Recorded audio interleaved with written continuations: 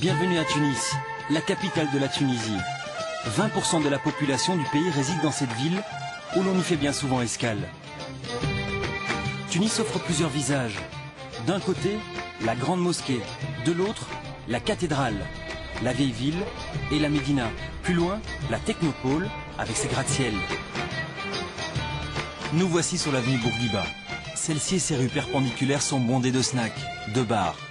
Vers 21 h, les Tunisois viennent boire un café, déguster des pâtisseries, manger une crêpe fourrée au chocolat.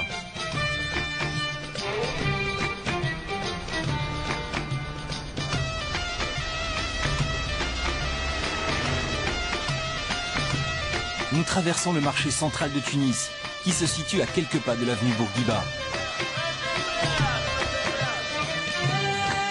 C'est ici que tous les matins, les fruits, les légumes, les poissons et les fruits de mer sont achalandés.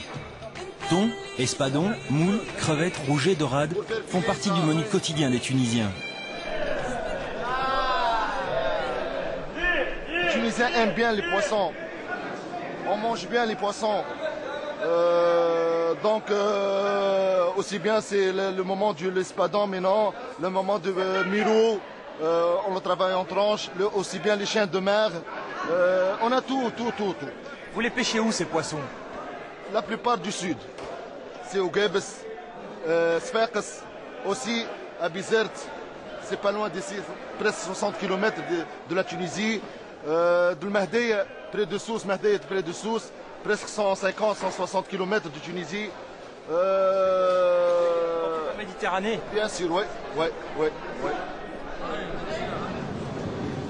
Nous voici maintenant dans la Médina, le cœur de la capitale.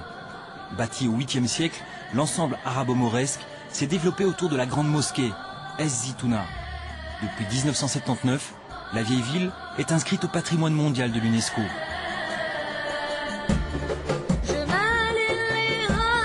Au cœur de la Médina, la grande mosquée de l'Olivier, le cœur religieux et culturel de Tunis, dont la construction remonte à la naissance de la ville musulmane au 8e siècle.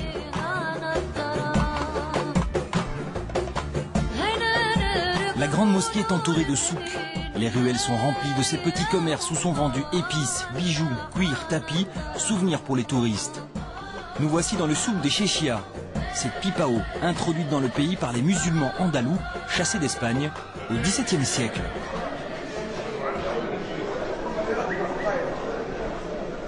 Dans ce souk, les habitants viennent à toute heure de la journée. Ici, le temps est laissé au temps. On discute des choses de la vie quotidienne, des histoires de l'un et de l'autre, du football.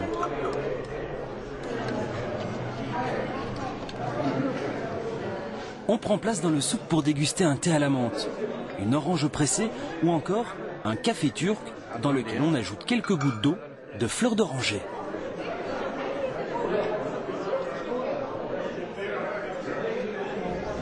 Nous quittons Tunis en direction du sud-est, en direction de la côte méditerranéenne. Nous voici à Port El Kantaoui.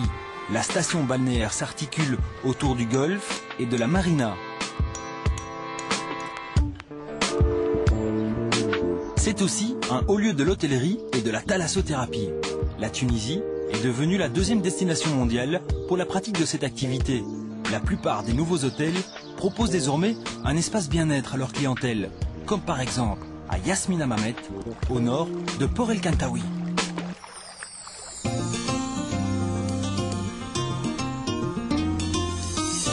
Cette nouvelle station touristique compte des hôtels de luxe, des boutiques et une marina qui peut accueillir des bateaux de 110 mètres.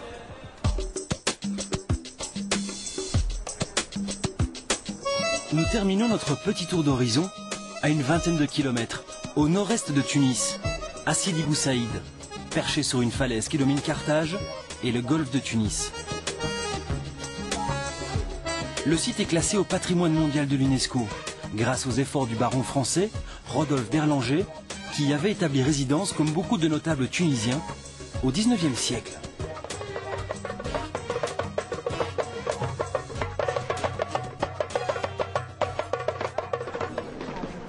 Ce village jardin blanc et bleu, ce lieu féerique, fut source d'inspiration pour des artistes de renom, tels que Chateaubriand, Gide ou encore Simone de Beauvoir.